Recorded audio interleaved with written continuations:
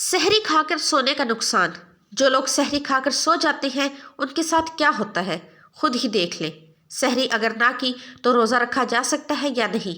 बिस्मिल्लाहिर्रहमानिर्रहीम। हज़रत आयशा रज़ियल्लाहु अन्हा की मशहूर रिवायत है जिसका तर्जमा है, फिर जब मुअज्जिन फजर की आज़ान देकर खामोश हो जाता है और सुबह की रोशनी फैलने लगती है तो आप सल्लल्लाहु अलैहि वसल्लम खड़े होते और 2 रकते हल्की यानी फजर की सुन्नतें पढ़ते और उसके बाद अपनी दाहिनी करवट पर लेट जाते थे, यहाँ तक कि मुअज्जिन अकामत कहने की इजाज़त हासिल करने के लिए आप सल्लल्लाहु अलैहि वसल्लम के पास आता तो आप सल्लल्लाहु अलैहि वसल्लम नमाज के लिए तशरीफ़ ले जाते। हज़रत उस्मान रज़ियल्लाहु अन्हु से मरवी है कि आप सल्लल्लाहु अलैहि वसल्लम ने फरमाया, सुबह की नमाज के बाद सूरज निकलते तक ज़िक्र खुदा में लगे रहना रिज़्क़ के हसूल में ज़्यादा बाइस नफ़ा है, इस बात से कि तलबे रिज़्क़ में दुनिया के कोने कोने से फिरता रहे। सैयदा फातिमा रज़ियल्लाहु अन्हा बयान करती हैं, मैं सुबह के वक्त सोई थी कि रसूलुल्लाह सल्लल्लाहु अलैहि वसल्लम मेरे पास से गुजरे और आपने मुझे पाँव से हिलाया और फिर फरमाया, बेटी उठो, अपने रब की तरफ से रिज़्क़ की तकसीम में शामिल हो जाओ और गफलत शुआर लोगों की आदत इख्तियार ना करो।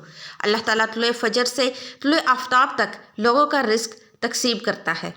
हज़रत अनस बिन मालिक रज़ियल्लाहु अन्हु की रिवायत है, तलाश रिज़्क़ की खातिर नमाज फजर से तुलुए आफ्ताब तक मत सोया करो। हज़रत अनस से इसकी वजाहत तलब की गई तो फरमाया कि इस वक्त 70 मरतबा तस्बीह, तकबीर और इस्तग़फ़ार करने से रोज़ी में बरकत होती है। हज़रत अली रज़ियल्लाहु अन्हु से रिवायत है कि ज़मीन की सतह पर किए जाने वाले 3 कामों की वजह से ज़मीन अपनी तकलीफ़ का इजहार करती है। नाहक खून बहने से, वो गुस्ल जो ज़िना के इर्तिकाब के बाद किया जाए और तुलुए आफ्ताब से पहले सोने से। हज़रत अबू वाइल फरमाते हैं कि हम सुबह की नमाज़ पढ़ने के बाद हज़रत अब्दुल्ला बिन मसूद रज़ियल्लाहु अन्हु की तरफ गए और दरवाजे से सलाम किया तो उन्होंने हमें इजाज़त दे दी, मगर हम थोड़ी देर दरवाजे के साथ ठहरे रहे तो एक बंदी आई और उसने कहा कि तुम अंदर क्यों नहीं दाखिल हो रहे हो। तो फिर हम अंदर दाखिल हुए तो हज़रत अब्दुल्ला बैठे तस्बीह पढ़ रहे हैं। उन्होंने फरमाया कि तुम्हें किस चीज़ ने अंदर दाखिल होने से रोका है जबकि तुम्हें इजाज़त दे दी गई थी। तो हमने कहा कि कोई बात नहीं सिवाय इसके कि हमने ख्याल किया कि घर वालों में से कोई सो ना रहा हो।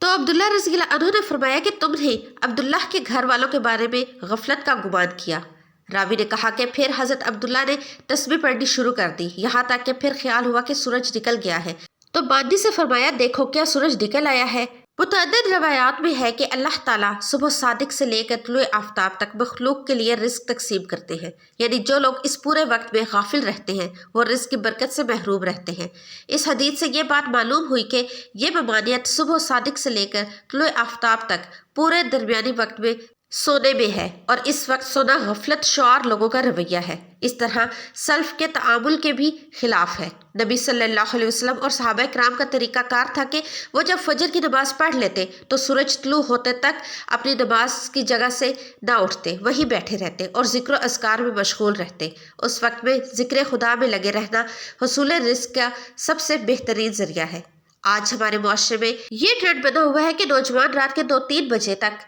मोबाइल, फेसबुक, व्हाट्सएप पर लगे रहते हैं, फिर इनमें सुबह की नमाज कज़ा और दोपहर के 12 बजे तक वो आराम फरमाते हैं और घर में ऐसा कोई भी इंसान नहीं होता जो ऐसा करने से बाज रखे। आज हम आपको बताएंगे कि हज़रत अली रज़ियल्लाहु अन्हु ने ऐसे नौजवान के बारे में क्या फरमाया और क्या कुछ उनकी किस्मत में लिख दिया जाता है जो ऐसे हालात की लपेट में आ चुके हैं। हज़रत अब्दुल्ला बिन अब्बास रज़ियल्लाहु अन्हु से मरवी है कि जो भी इंसान सुबह सोया पड़ा रहता है तो इस अमल को इस्लाम ने सख्त नापसंदीदा करार दिया है कि दोपहर के अलावा किसी भी वक्त में मत सोया करो, जिसे कैलूला कहा जाता है और दोपहर के औकात में ही अदा किया जाता है। ये अमल हमारे नबी करीम सल्लल्लाहु अलैहि वसल्लम भी किया करते थे। कैलूला वो नहीं जिसमें इंसान दोपहर में पेट भरकर खाना खाकर सो जाते हैं। कैलूला से मुराद वो अमल है जिसमें आप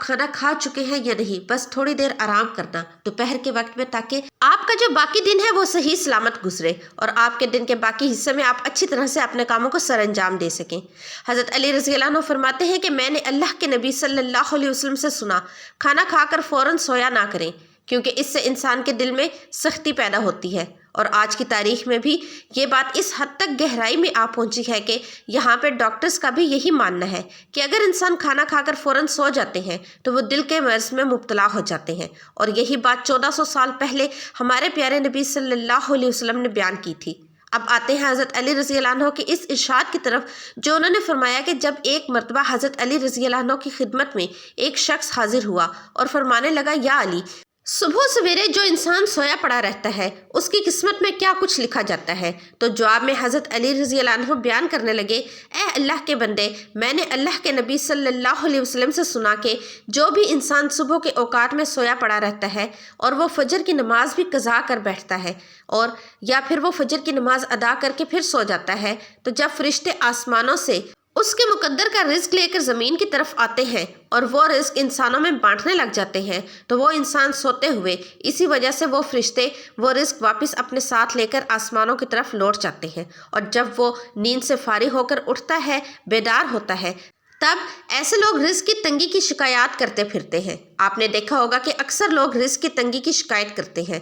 آپ ذرا ان سے پوچھ کر دیکھیں، یہ صرف ایک بار آزمانے کے لیے آپ پوچھیں تو صحیح۔ جب آپ ان سے پوچھیں گے تو صبح کتنے بجے اٹھے ہو، تو وہ آپ کو جواب میں لازماً یہی کہیں گے کہ ہماری تو آنکھ سویرے کھلتی ہی نہیں، ہم صبح اٹھتے ہی نہیں، اٹھنا بہت مشکل ہے ہمارے لیے، لہٰذا یہی وجہ ہے کہ جس کی وجہ سے وہ رزق ان پر تنگ کر دیا جاتا ہے اور پھر وہ تنگ دستی اور بے روزگاری کی شکایات کرتے پھرتے ہیں۔ تو آپ سے گزارش ہے کہ آپ صبح سویرے اٹھا کریں، آپ صبح سویرے نماز ادا کیا کریں اور کوشش کریں کہ مرد حضرات جماعت کے ساتھ نماز ادا کریں،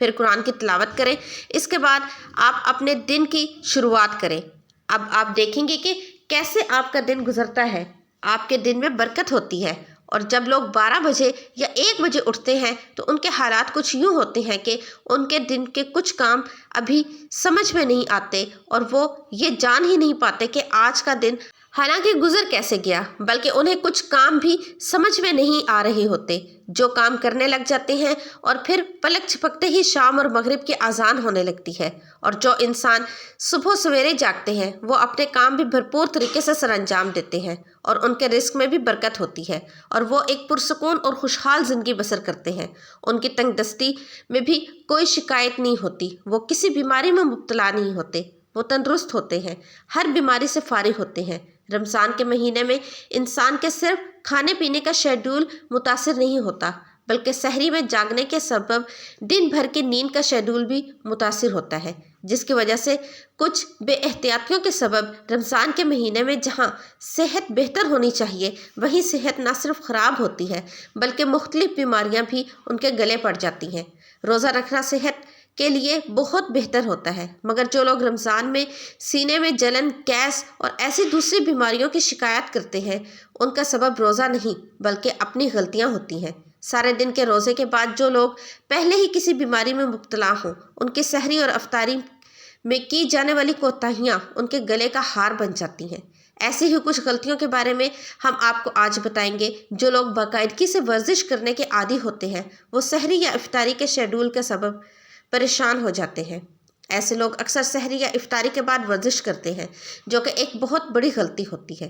اس سے ایک جانب تو بدہضمی کا خطرہ ہوتا ہے اور دوسرا اس کی وجہ سے ہڈیوں اور پٹھوں میں درد بڑھ جاتا ہے، لہٰذا اگر ورزش کرنا ضروری ہو تو اس کے لیے سب سے بہترین وقت سحری سے پہلے کا وقت ہے، کیونکہ اس وقت میں انسان کا معدہ خالی ہوتا ہے اور صحت کے لیے بہتر ہوتا ہے۔ کچھ لوگ رات میں دیر سے کھانا کھا کر سو جاتے ہیں اور نیند کی وجہ سے سحری نہیں کرتے۔ سحری چھوڑنے کی وجہ سے روزے کا دورانیہ بڑھ جاتا ہے، جو کہ جسم کی اندرونی کمزوری میں بھی بہت زیادہ اضافہ کرتے ہیں، جس سے نہ صرف چہرے کی چمک دمک ماند پڑ جاتی ہے بلکہ قوت مدافعت میں بھی کمی آتی ہے۔ اس وجہ سے بہتر یہی ہوتا ہے کہ سحری کے وقت بھلے 1 گلاس پانی